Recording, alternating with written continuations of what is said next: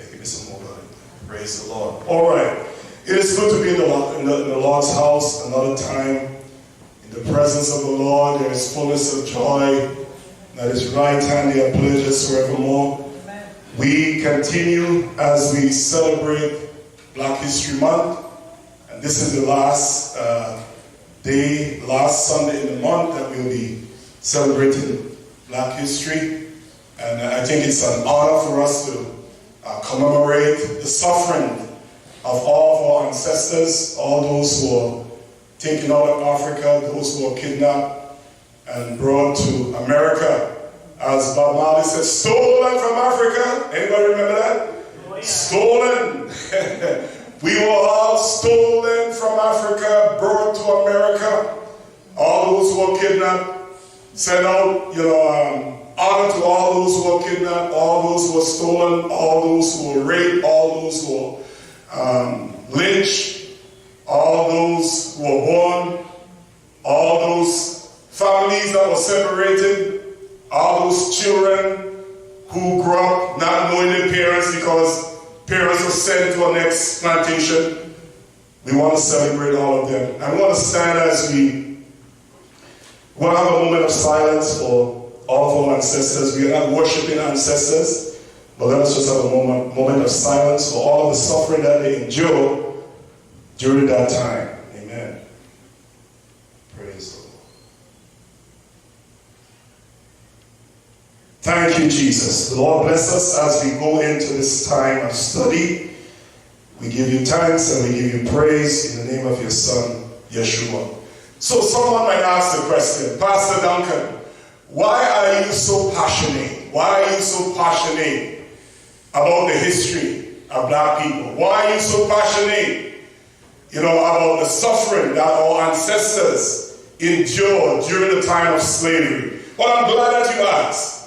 Because I think I have a good answer. And a lot of times people might want to know, why am I so passionate? Well, I'll tell you why. I was born about 120 years after slavery was officially abolished. I was born in 1957. And according to the dates that some of these colonial rulers give us, first of all, we have the Great Britain that gave out their abolition date. They said that they abolished slavery starting from 1807, but they still have people enslaved. Their effect, the proclamation that they made in 1807 didn't really take place until 1833. So in 1833, officially, I think Great Britain, they abolished slavery, all of their colonies. Now we have also the United States. They stopped the importation of slaves into the United States in 1808. But that wasn't the abolition of slavery. The United States, when they stopped the importation of slaves into America, what they did, they stopped importing slaves from Africa, but what they did, they started the breeding program in the United States, where they started breeding all of these Black women. It is believed that during the time when slaves were brought into America, they probably brought in close to 500,000 slaves from Africa. But during the time from 1808 up to the time that they abolished slavery, they breed more slaves in America than what was brought into America from Africa. So officially, the United States, I think they had given another proclamation in 1863, but officially slavery was abolished in 1865 in the United States. So I'm saying I born 1957, and it's approximately maybe 120, 130 years officially after I was born, slavery was abolished. And the reason why I'm pointing out these dates, I'm saying that when I was born in 1957, I grew up in St. Vincent. And during my time growing up in St. Vincent, slavery was already abolished maybe 120 years ago. And the effect of slavery, when I was growing up, the effect of slavery in St. Vincent, it was evident, it was fresh, it was all around us. And I'll tell you why I say that. I grew up in Lomans, in St. Vincent, Lomans, Windward. And where I grew up, it had 4 estates or 4 plantations in my area alone that was owned by the white man. You have right in my area, Loheed. I think he married to a half black, half kind of Indian woman. And he had 4 people in his family. And he had an estate right in my area. Just, you say at my back door. He had an estate where he employed so many families in that area. And that is 4 people in that family. Then you have the Hadleys. I don't know if people from St. Vincent remember the Hadleys. The Hadleys, they were more like the royals in my part where I grew up. And they had 3 estates. They have the Union Estate, they have the Ladders Estate, the Union Estate joined with the Ladders Estate, that's 2 estates, and they have the Spring Estate. And everybody in the community work, is that how you work when you leave school? When you go to school, when I was growing up, if you didn't make it in school where your parents could send you to, as we call it back there, high school, where you can get a higher education and you can start teaching. And sometimes people who pass the school leavings, as we call them, they used to let them teach. If you wasn't a person in that bracket, when you leave school, if you didn't have somebody away who could send for you to the United States or to England, you are going to work at one of those estates. Is that how you're going to work in the Loheed Estate? Or you're going to work in the Hadley Estate in Union? Or Ladders? Or you're going to work in Spring? And that is only 4 estates that was around the area where I live. If you talk about going further, where Brother Tony then lived, you have Balcom Estate, you have Sonny Childs, and you have all of those different estates going on the other side. And all of these estates was owned by white people. So what I'm saying, when I was growing up, the effects of slavery was right around me, all around me. And I remember my father, he had a piece of land, and I thought that land belongs to him. It was about a 5-acre block of land.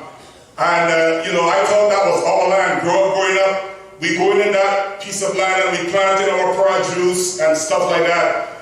And lo and behold, it was said that the land is sold. And we only have 1 year to get off of that piece of land. All of the stuff that we have on that piece of land, you have 1 year to get off. And this white lady, you know what she's doing? She sold the land to Loheed, who is another white man that owned an estate in my area. So we had to get off from that piece of land, and Loheed took that piece of land over, and all of the families who were working that land and depended on that land, they had to leave. And when I was growing up, the oldest land that was available to the black people in my area, it was in the coconut field where Mr. Hadley, he had this big coconut field, we call it Coconut Wharf. And in the coconut field, the people who working with him, the only way they could get to work a piece of land, they had to go and take a piece of land from him in the coconut field. And they will plant their bananas and their tanias and their whatever. And then when they take the fertilizer, because you have to fertilize it because coconut drop, coconut will suck out all of the substance from the land. And these people will buy their fertilizer and they throw it, and the banana and the different produce that they have, and the coconut will just suck it out.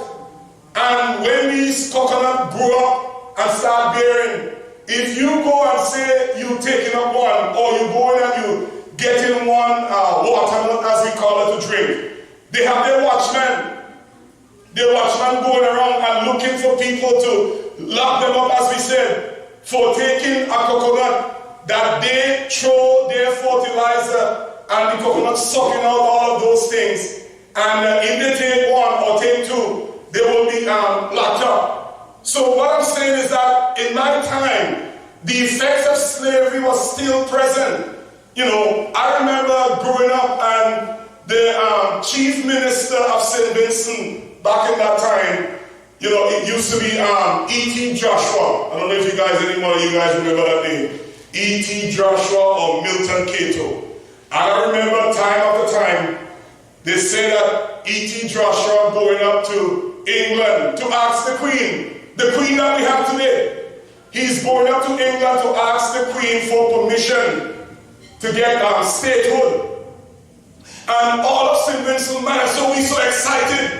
And the chief minister would dress up in his best suit and going up to England to ask the Queen for permission for St. Vincent to get statehood. And everybody's waiting for, you know, the Queen to say yes. And he go up to England and then, you know, ask for permission for St. Vincent to get statehood. Or whether, I don't know, for statehood or independence, whatever the case may be. But he's going up there to ask for something from the Queen. And the Queen, in her English accent, would say, no. Every time,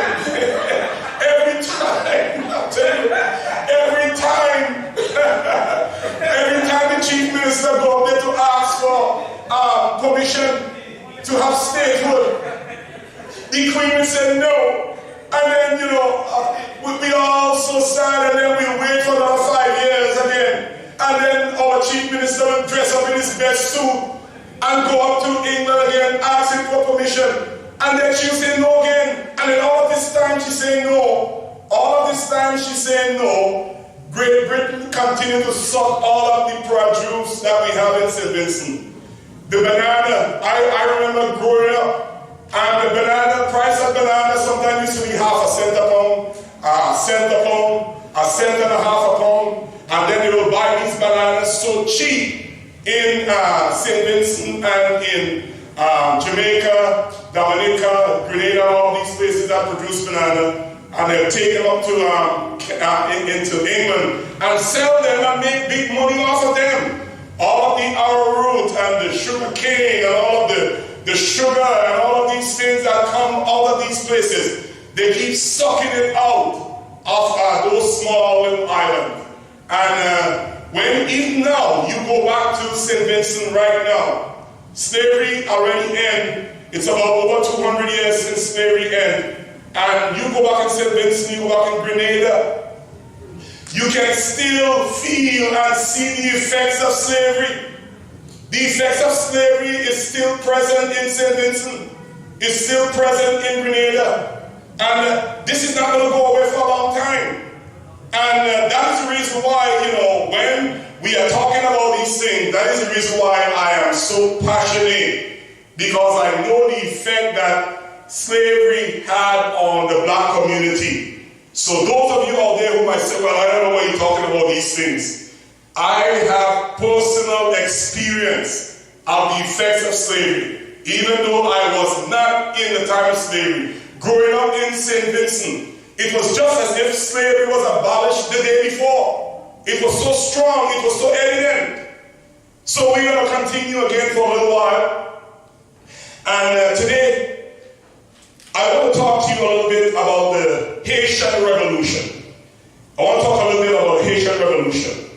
And a lot of us, when we hear about Haiti, most people, when they hear about Haiti, somebody might ask you, what do you know about Haiti? And a lot of people say, well, these people, all I know about them, they like obia. And they're poor. It's the poorest country on the face of the earth. And these people are afraid they're like cat because they like obia. That's all a lot of people know about Haiti. But what most of us don't know is that it is because of Haiti. Haiti play a major role in the abolition of slavery. Haiti is the first country or island that rose up against the Europeans and break the yoke of slavery off of their back. And we have to be grateful for places like Haiti. We have to be grateful to places like Jamaica. We have to be grateful for Jamaican brothers and sisters. It was in 1831 the Jamaican people rose up against the people who enslaved them, the Europeans, and all of the slave masters. And what they did, they strike. The Jamaicans said, we not want no more. And if you want us to work, you have to pay us. And they start burning down the cane field. And they start to burn down the big house. Big house where the white man lived. They burn it down. And they kidnap a lot of these white people, hold them hostage. And it was led by a brother that is called Samuel Sharps. Samuel Sharp, he was a preacher. He was a preacher just like me. But he didn't sit by and see all of these injustices that was going on with his people and just take it. So the preacher, the guy who used to preach, you know what he did? He organized an uprising. He organized in Jamaica. He get people together and he organized them together and he said, we're going to organize and we're going to have a strike. We're not going to work. We're sitting down and we're not going to work until we see some kind of improvement, until they start paying us. And during that time, I think close to 500 slaves in Jamaica were killed. And you know, sometimes we will criticize our Jamaican brothers and our Jamaican sisters, and we say, oh, Jamaicans are bad and they're ignorant and all of these kind of things we'll say about our Jamaican brothers and sisters. But I'm telling you, had it not been for that uprising in Jamaica in 1931, the British Empire will not be in a hurry to liberate people. And we have to be thankful for our Jamaican brothers and sisters, because even now, in places like in England and in Britain, you know, had it not been for, as we'll say, faithfulness of our Jamaican brothers and sisters, some of the wickedness that these people try to still portray on black people, it is because our Jamaican brothers and sisters, they're not taking it. And even here in Canada, when they try to, because most of us from a smaller island, the white man, anything he do to us, we tend to want to take it. But you can't take anything and push it down a Jamaican throat. He's not going to take it. And we have to thank God for them. And when I think about our Jamaican brothers and sisters, I remember in the Bible it talks about Judea. When the Israelites leave Egypt and they were born into the land of Canaan, and the question was asked, who is going to go up first? And the answer came back and he said, Judah is going to go up first. It seems as though our Jamaican brothers and sisters, they always taking the lead and they're going up first. Every time the black community in the Caribbean and even in North America is under attack, is these same people who taking the lead and going up first. So we have to remember Haiti, and we have to remember Jamaica. We have to remember Barbados. We have to remember places like Guyana. Guyana have an uprising. Barbados have lots of uprising. Throughout the whole time when the Europeans enslaved our ancestors, they probably have about 16 uprising in the Caribbean. So these people didn't just take it lightly. Amen. All right. You know, I'm just excited when I'm getting into these things. So I'm going to talk to you a little bit here about Haiti and the Haitian Revolution. And Haiti was enslaved for more than 200 years before they have their revolution, before they rise up against the enslavers. In the 18th century, St. Dominic, as Haiti was then known, became France's wealthiest overseas colony. France have a lot of colonies. They have colonies in the West Indies. They have in the United States, before the United States threw out the yoke of Great Britain. You know, Great Britain have 13 colonies in the United States, and France have their colonies there also. And also France have colonies in Canada. So what they say is that out of all of the colonies that France have, Haiti, the country that we say is the poorest country on the face of the earth, it was the richest colony that France had, largely because of its production of sugar, coffee, indigo, cultivated as a source of dark blue. This indigo, it was something that was very valuable. It is a dye that you use to put color to cotton.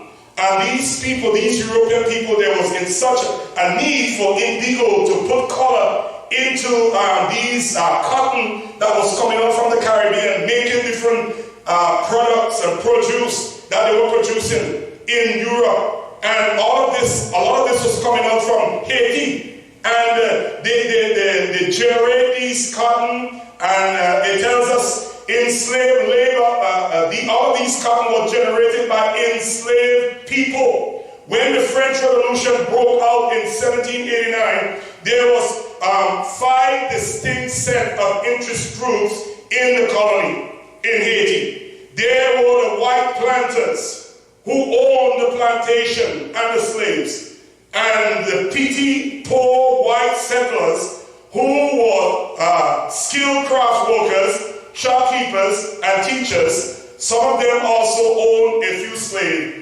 Together, the number 40,000 residents in the colony of Haiti. So what they said is that 40,000 white people was in Haiti at that time. And all of that 40,000 white people that was in Haiti, they all depend on slave labor. And he said the 3 remaining groups were of African descent: those who were free, those who were slaves, and those who had run away. If I was back then, I would be a runaway. Amen. There were about 30,000 free black people in 1789 in Haiti. Could you imagine that? Free black people. You have to work to get your freedom. You have to work a certain amount of time with the white slave master, and sometimes, he will tell you, I have you down, so when I die, you're going to get your freedom. And sometimes they will put you down in their will. And when they die, if their family that is left behind really honest, they might set you free. But sometimes the slavery will continue, even though it's in the will that master said to set you free. They're still not going to set you free. Or they will sell you to another plantation. You have to work for your slavery. Half of them were mulatto, and often they were wealthier than the petty, poor, white settlers. So you're talking about the mulatto here, the mulatto race of people in Haiti at that time, and all in the Caribbean islands. They were all people that they came out from the race of black people. The mulatto people is the race of people that came out from the black race when the white slave master raped our women, our black women. They have this race of people that they call the mulatto people. And what was happening back in that time is that the slave master, he is more inclined to set at liberty the mulatto people because they were his seed, they were his children. So they will be the force that he is going to release from slavery. The slave population was close to 500,000 in Haiti. They have 40,000 white people. They have 30,000 free black people. Amen. And they have 500,000 slaves, enslaved Africans who was in Haiti. The runaway slaves were called Maroons. They had retreated deep into the mountains of St. Dominic and lived off of subsistence farming. So some of these guys, especially some of these slaves that just come in from Africa, some of these guys, they were warriors. They're not accustomed to being locked up and chained up and working for the white man. So as soon as they reach in Haiti, they will break away, they will run away from the plantation, and they will go and hide out in the forest, and they will feed, and whatever subsistence they can get up there, whatever, bananas or fruits, whatever they can survive on, that is how they will survive. And it tells us more than 100 sugar plantations were established between 1700 and 1704. Could you imagine that? More than 100 sugar plantations was established in the space of 4 years. They set up all of these plantations, and they have all of this, black slave people providing free labor, working in these plantations, working in the planting the cane. They have to take care of the cane and all of these different produce that is being produced. Sugar production was very profitable, and St. Dominic quickly became the richest of France colony. Last week we were talking about all of these colonial countries, colonizers, these people that colonize our people, and how much millionaires they have today. I think according to the list in France alone, I think there's over 1 million people in France that is millionaire today. And I was asking the question, where do you think all of this money comes from? It came, it's a trickle down from slavery. Amen. So sugar production was very profitable, and St. Dominic quickly became the richest French colony. As sugar expanded, so did the slave population. So what is happening here? The slave population continued to expand. Even though they were abusing these people in Haiti, they couldn't kill them. They keep abusing them, but they keep increasing. It's like what was taking place in the Bible with the Hebrew Israelite people when they were in Egypt. The Egyptian Pharaoh, he started to pressure them. And the more he pressured them, is the more they increase. And that's the same thing that is happening today with black people. The more pressure they put on us, is the more we are going to increase, is the more we are going to multiply. They can't kill us. And they will try in different ways to get rid of black people. We see in Africa, UN vaccine in Kenya used to sterilize women. And less than a year after the United Nations unveiled a sweeping population control plot aimed at reducing the number of people in Kenya. The United Nations want to reduce the amount of people in Kenya. So what they did, suppose UN vaccine program is under fire by doctors and Catholic bishops for deliberately sterilizing millions of women. The explosive revelation were released after medical researchers and the Catholic Church found a sterilizing agent in the tetanus inoculation being forced on Kenyan women by 2 UN agencies in cooperation with the national government. Incredible. It is not the first time that international vaccine campaign by UN targeting total world population have been exposed as covert sterilization, eugenics program. Some critics have even referred to the latest plot as a race-based genocide. So what they're saying is that, from time to time they will try to kill out black people. And I know it sounds as if, Pastor Duncan is saying something that is not true, but all of these things that I'm saying here is documented. Take for instance what happened in 1932 in the United States. It is called the horror of the Tuskegee syphilis experiment. In the fall of 1932, the files began appearing across Macon County, Alabama. LA, promising colored people special treatment for bad blood. Free blood tests, free treatment by county health department and government doctors. The blacks and white sign said, you may feel well and still have bad blood. Come and bring all your family.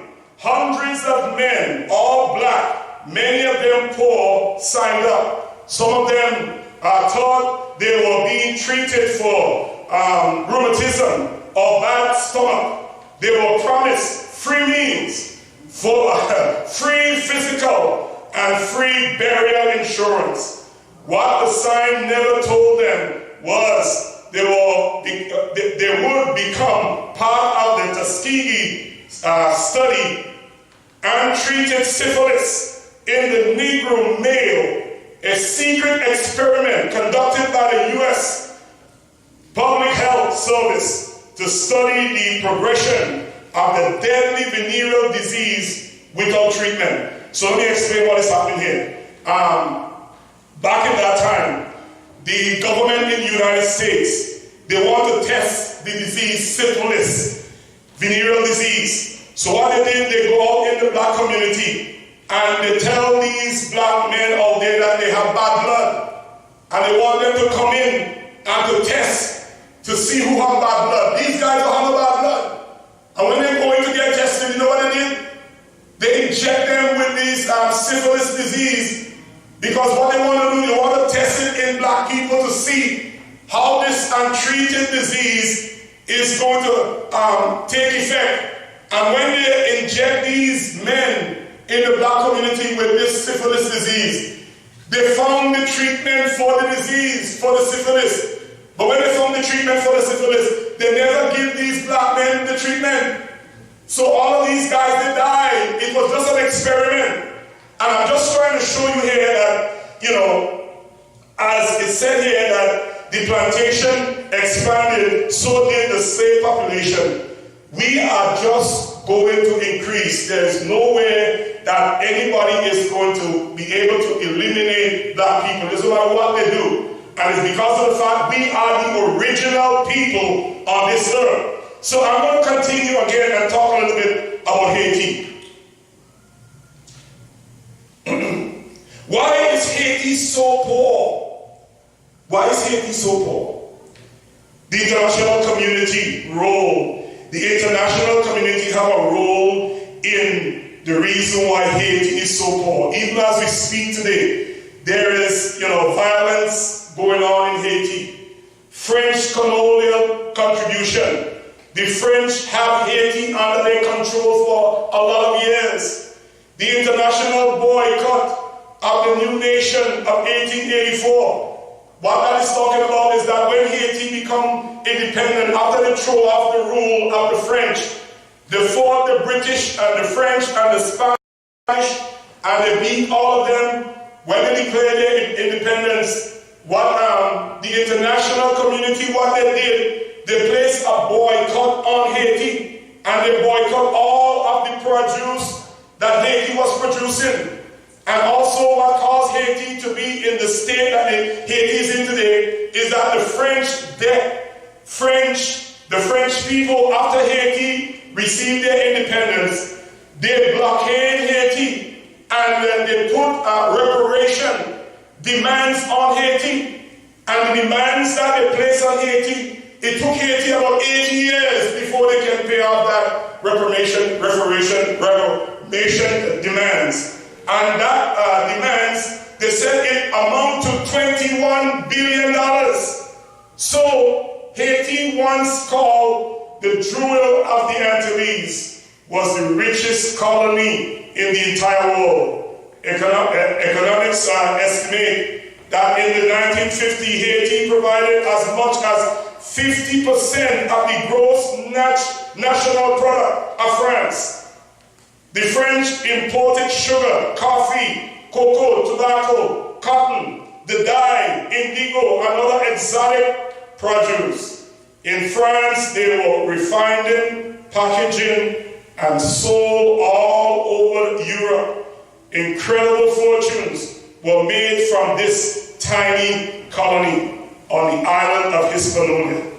Not only did the slave work long days under tremendous unsafe condition, with little or no technology beyond hand labor, but Haiti's slave system was the most brutal in the Caribbean. So what they're saying is that these slaves working in Haiti, they didn't have no kind of equipment to help them in the field.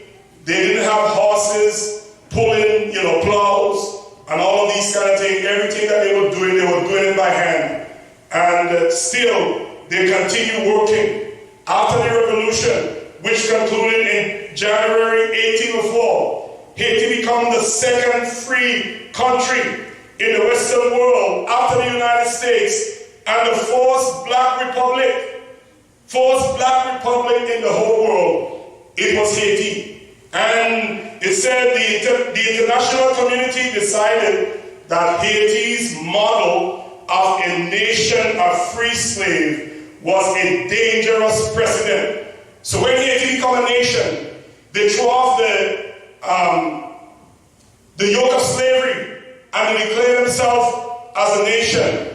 The white community, they said that will be a bad precedent. You know, an international boycott of Haiti's goods and commerce plunged the Haitian economy into chaos. So because Haiti was a free nation, all of the goods that was produced in Haiti, they decided that they are going to boycott Haiti. And that's the reason why when we look around today, we see what is going on in Venezuela. We see the Americans, and we see the Canadians and all the European countries. They want to overthrow the Venezuelan government. And a lot of times we just say, well, if America is doing something, it has to be right.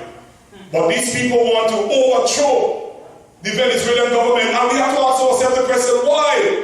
Why do they want to overthrow the Venezuelan government? What they have in Venezuela that Canada and the United States and all of those European countries, what they want?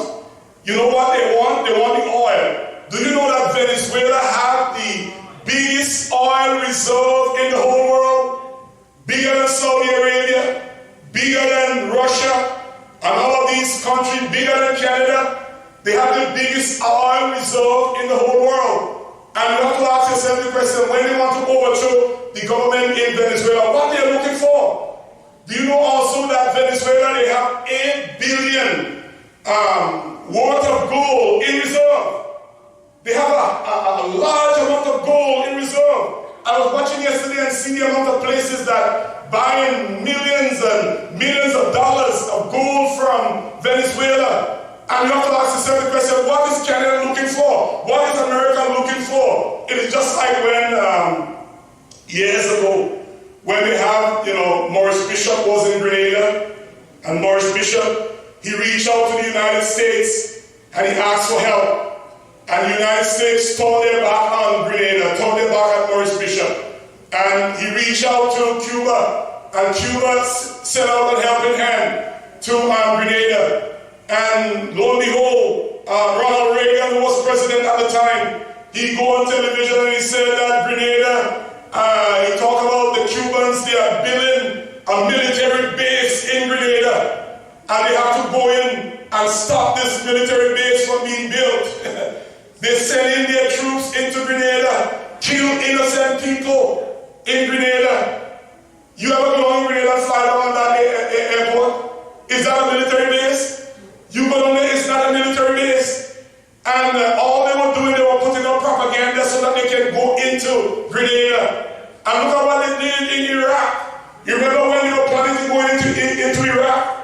It came out on the news that Saddam Hussein sending his soldiers into the hospital, and they're pulling out little babies, premature babies. They're taking them out from the incubator, and they're throwing them, and killing them. And everybody over here say, oh, we can't allow that to happen. You have to go in. They said that Saddam Hussein, he has so much of nuclear weapons in Iraq, and nuclear reactors and all of these things that they said he have. Lo and behold, they go in and they kill so much innocent people. And they go in and there is when they're talking about babies being pulled out of incubator, it never happened. They're talking about these weapons that they were looking for. They can't find them. So we have to be careful when we're talking about the United States and America. And we're talking about Canada. You know what they want to do down in Venezuela. We have to be careful. We have to watch what is going on because they have their own agenda. I'm going to talk a little bit before I close. I'm going to talk about the abolition of slavery. Let me talk a little bit about that. After the abolition of slavery, Britain paid millions in compensation, but every penny of it went to slave owners and nothing to those who they enslaved. We must stop overlook the brutality of British history. So what is happening here is that after slavery was abolished in 1833, I think the British, they abolished slavery. What Britain did, Britain is going to give compensation to all of the slave owners in all of their colonies.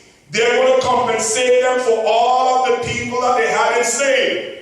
Because these people that they had enslaved, they see them as property. So now that they don't have them as their property anymore, the British government is going to compensate all of these white slave owners for the property that they're losing. On the 3rd of August 1835, somewhere in the city of London, two of Europe's most famous bankers came to an agreement with the Chancellor of the Exchequer. 2 years earlier, the British government had passed the Slavery Abolition Act, which outlawed slavery in most parts of the empire. Now it was taking out one of the largest loans in history.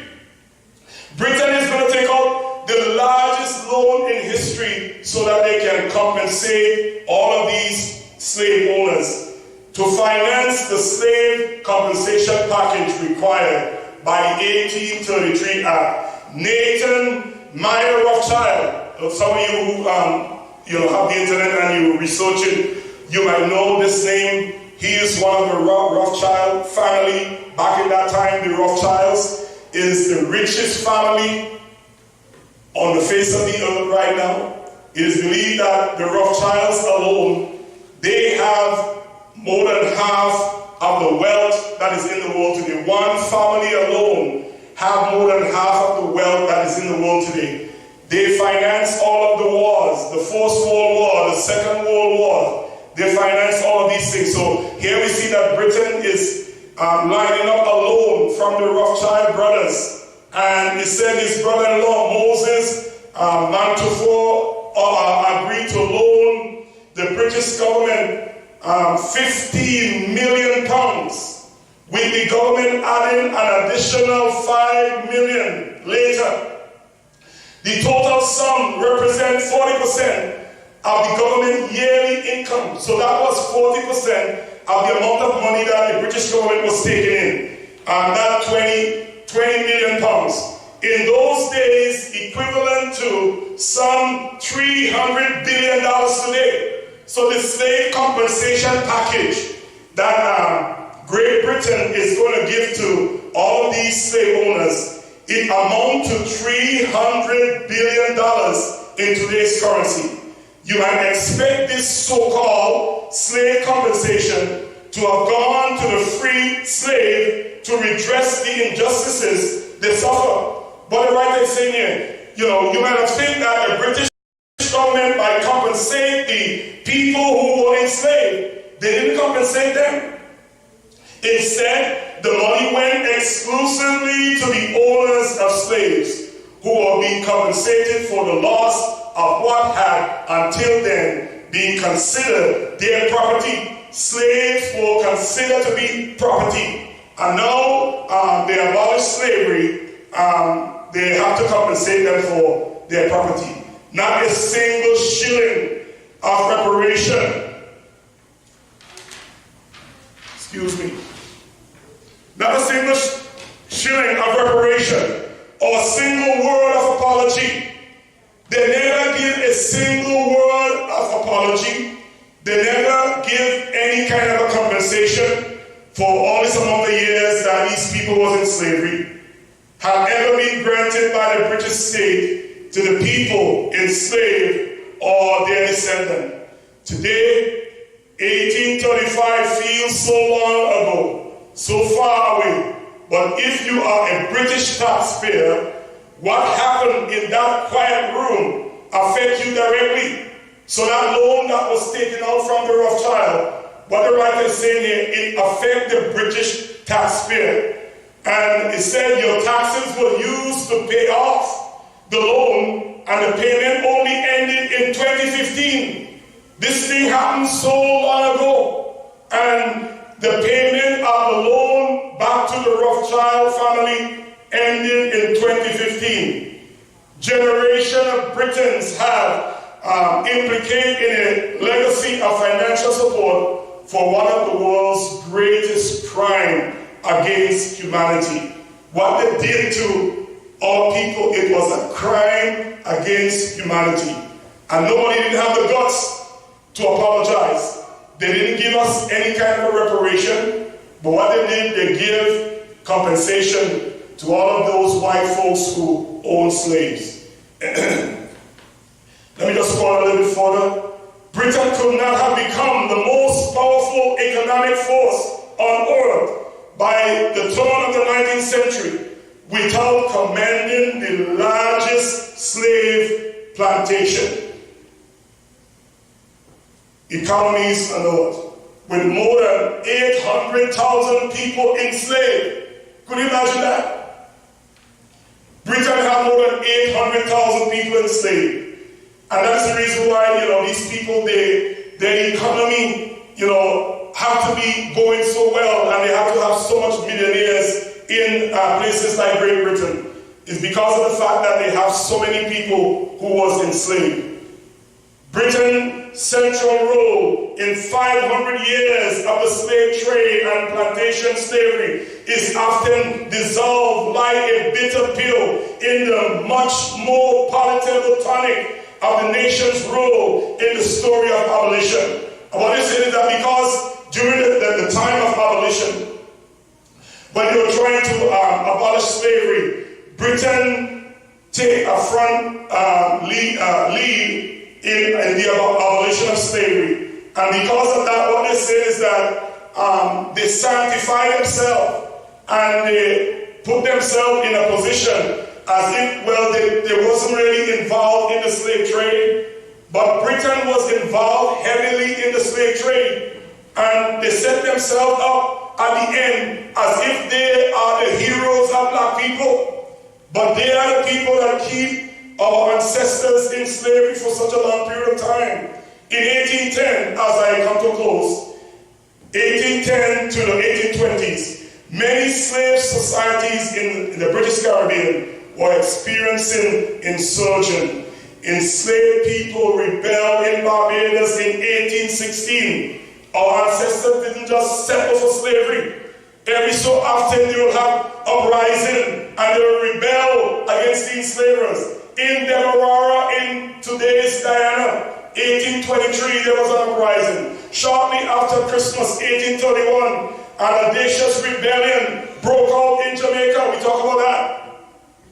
They rebelled in Jamaica. Some 60,000 enslaved people went on strike. People went on strike because they want to be free. They burned the sugar cane in the field, and they used their tools to smash up sugar mills. People in Jamaica, they burned down the sugar plantation, burned down the sugar mills. The rebels also show remarkable discipline, imprisoning slave owners on their estate without physically harming them. So here we see, even though they were rebelling and they were on strike and they were burning down all of these sugar canes and stuff like that, they didn't harm these white people who were the slave masters. The British Jamaican government responded by violently stamping out the rebellion, killing more than 540 black people in combat. They came out with their fire stick, the English came out with their fire stick, and these people probably just have pieces of wood and pieces of stick to defend themselves. They shot them down, and later with firing squads and on the gallows they hanged some of them.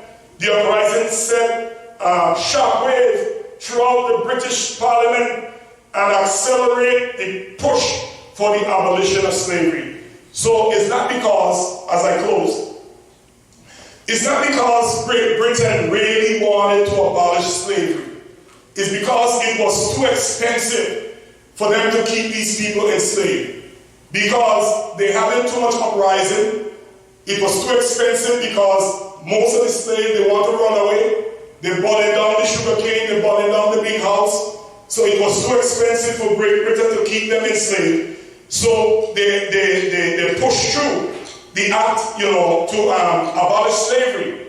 And when you read some of the writings of the Prime Minister of Trinidad and Tobago, former Prime Minister Dr. Eric Williams, what he said in one of his historical writings is that the only reason why the British was pushing to abolish slavery is because slavery was not profitable anymore. So therefore they decided they had to give it up. And they had their eyes on something else. And what they had their eyes on it was the splitting up of Africa. After they abolished slavery, right after slavery was abolished, they went over to Africa and they divided Africa. And the Europeans take over Africa because Africa have all the things that they need. Africa have the gold, Africa have the diamond, the silver, and all of these different things that the Europeans are looking for. Europe didn't have anything that Africa was looking for. But everything that Europe needed, it was in Africa. So therefore they went over there and they divided Africa amongst themselves. I'm going to close there for today. I don't know if anybody have any question that you'd like to ask before I close. Or you might have a comment that you might want to make. And then you can come up if nobody have a comment or question. You can come and close it off. Praise the Lord.